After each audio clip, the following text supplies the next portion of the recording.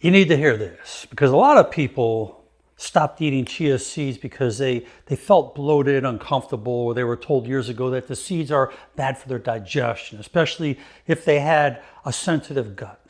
And over time, chia seeds developed a reputation they don't deserve, not because they suddenly became harmful, but because the way people use them, hydrate their bodies, and understand fiber completely changed. And that misunderstanding stuck. Inside the digestive system, discomfort does not come from small foods getting stuck. It comes from pressure.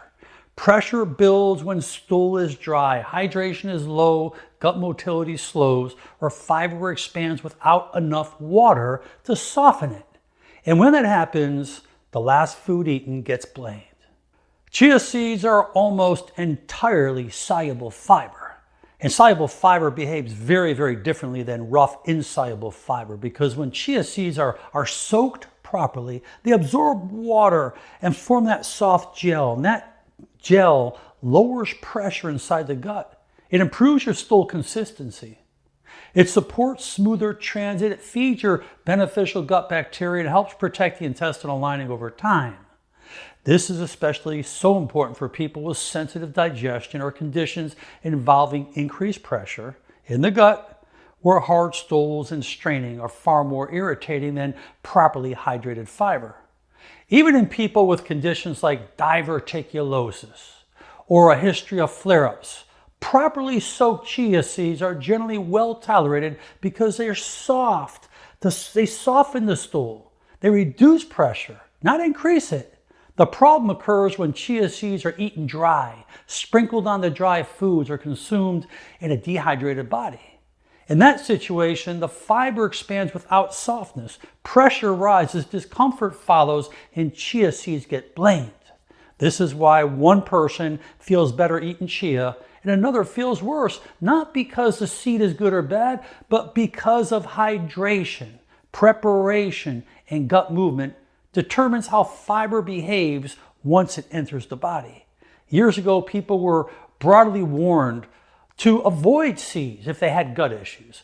But large population research today have changed. They show that the seeds and nuts were not associated with worse digestive outcomes, and in many cases were linked to better gut health. Yet the fear remained because no one explained the difference between dry fiber and hydrated fiber, or how pressure inside our gut actually works. Once you understand that digestion is a pressure system, not a blockage system, the story changes. Properly hydrated fiber softens stools, reduces strain, it supports regularity, while dry fiber increases bulk without softness and raises pressure. And this same gel-forming effect is also why chia seeds help stabilize blood sugar and help support satiety, because slowing digestion and gastric emptying supports gut hormone signaling, including GLP-1, which helps regulate your appetite and glucose balance. The key is using chia the right way. Always soak the seeds in liquid until they fully are expanded. Start with a small amount if your digestion is sensitive, and make sure your overall fluid intake is adequate, or actually more than adequate. But when you use these correctly, chia seeds lower pressure, supports regularity, stabilizes blood sugar, and working with the body instead of against it. It is not the seed that causes problems. It's the pressure, dehydration, and preparation. And once that clicks, chia seeds stop being something people fear and start making physiological sense to them once again. So remember, it's all about preparation.